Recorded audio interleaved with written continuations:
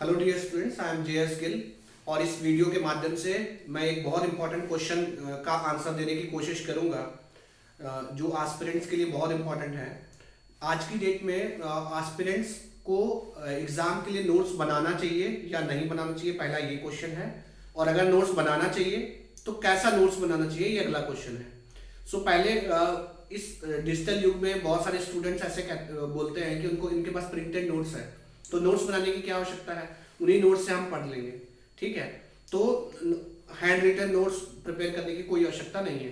तो सबसे पहले मैं एक चीज़ क्लियर कर दूं, आपके पास भले ही प्रिंटेड मटेरियल हो या कुछ भी हो, आपको हमेशा ही हैंड रिटन नोट्स बनाना पड़ेगा। उसका कारण ये है कि जब आप पढ़ते हो तो आपका माइंड दो स्टेट में होता है, एक्टिव रिकॉल एंड या पैसिव रिकॉल। एक्टिव रिकॉल का मतलब है जैसे आप लिख लिख के पढ़ रहे हो, तो आपने देखा होगा जब आप लिख लिख के पढ़ते हो तो वो चीज़ आपको दिमाग में ज़्यादा देर तक रहती है और आपको ज़्यादा देर तक वो चीज़ें याद रहती है।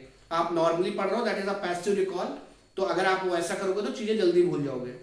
तो जिस समय आप क्लास चल रहा है, जिस समय आप पढ़ रहे हो, उस समय लिखना बहुत ही जरूरी है, इसलिए भी आपको नोट्स तो बनाने ही है। तो प्रिंटेड नोट्स आपके काम करने वाले नहीं है। Even though you have printed notes, उससे आप रेफरेंस ले सकते हो, लेकिन आपको डिटेल्ड खुद के नोट्स बनाना पड़ेगा।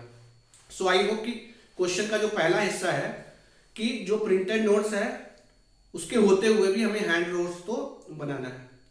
तो अब दूसरा क्वेश्चन आता है कि भाई अगर हमें नोट्स बनाना है तो नोट्स बनाना कैसे है। और एक क्वेश्चन है कि हैंड नोट्स कैसे बनाएं, पेन कॉपी लेके नॉर्मली बनाएं या डिजिटल नोट्स बनाएं, जैसे हम लोग आजकल आईपैड, एवरनोट ऐसे सॉफ्टवेयर पे बनाते हैं। तो वो आपका चॉइस है, आप चाहो तो डिजिटल नोट्स बना सकते हो, चाहो तो कॉपी पेन लेके अपना नॉर्मल नोट्स बना सकते हो। लेकिन नोट्स बनाते समय आपको कुछ चीज़ें ध्यान रखें।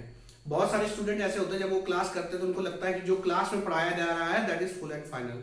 तो आपको हमेशा यह ध्यान रखना है जब भी आप नोट्स लिख रहे हो तो एक चीज़ का हमेशा ध्यान रखना है कि आपका नोट्स एड ऑन होता रहता है। जैसे आप मान लो फ्लूइड मैकेनिक्स पढ़ रहे हो तो क्लास चल रहा है, आप नोट्स बना रहे हो, ठीक है। लेकिन क्या होगा कि जब बाद में आप थोड़े दिनों बाद क्वेश्चन प्रैक्टिस करोगे, आप देखोगे कि एक ऐसा कॉन्सेप्ट था जो आपको पहले पता नहीं था, या आप टेस्ट सीरीज देने जाओगे तो आप देखोगे कि एक ऐसा कॉन्सेप्ट निकल के आता है जो आपको पता नहीं है। सो आपको हमेशा नोट्स ऐसे बनाने हैं कि उसमें ऐसा स्पेस रहे कि आप जो कंटेंट ऐड ऑन हो रहा है उसको इजीली ऐड ऑन कर सको, ठीक है।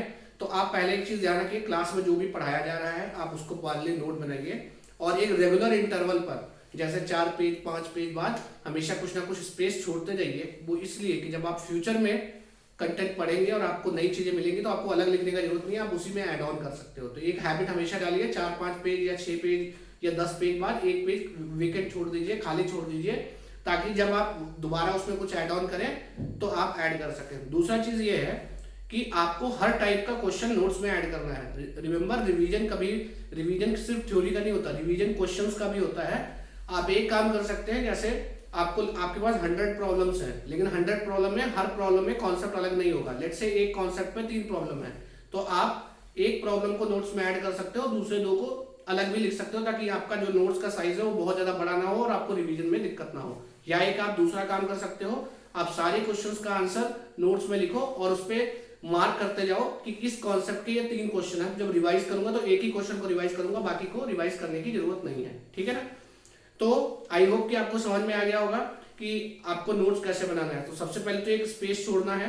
दूसरी बात, पहली बार में आप सब कुछ आपका नोट्स प्रिपेयर नहीं हो पाएगा, तो आपको क्या करना है, कुछ ना कुछ स्पेस छोड़ते जाना है, ताकि जब आप बाद में क्वेश्चन सॉल्व करें या आप क्या नाम है टेस्ट सीरीज वगैरह दें तो आपको कोई नई चीज मिले तो आप उसमें ऐड कर सको।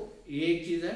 दूसरी चीज है, आपको क्वेश्चंस ऐड करने हैं नोट्स में, क्योंकि कुछ लोग क्या करते हैं, क्वेश्चन में अलग लिखता हूँ, थ्योरी में अलग लिखता हूँ, ऐसा नोट्स नहीं चलता। नोट्स आपका एकदम ठीक होना चाहिए और सारा कॉम्प्रिहेंसिव जो भी चीजें आपने पढ़ा है वो आपका नोट्स में एक जगह लिखा होना चाहिए। और फिर बहुत सारे ऐसे स्टूडेंट्स होते हैं जो कहते हैं कि हम शॉर्ट नोट्स साथ साथ में प्रिपेयर करते चले। नहीं, ऐसा नहीं होता है। शॉर्ट नोट्स शुरुआत में प्रिपेयर करने से कुछ खास फायदा नहीं होगा, क्योंकि जब आप सब्जेक्ट पढ़ते हो तो आप जब 2-3 बार सब्जेक्ट पढ़ोगे तभी आपको सब्जेक्ट का अच्छा नॉलेज होगा और उसके बाद ही शॉर्ट नोट्स बनाने से फायदा होता है। तो शुरुआत में शॉर्ट नोट्स बनाने से ज्यादा फायदा नहीं होता है। अगर शुरुआत में आप रिवीजन कर रहे हैं तो आप एग्जिस्टिंग नोट्स से ही रिवाइज करें।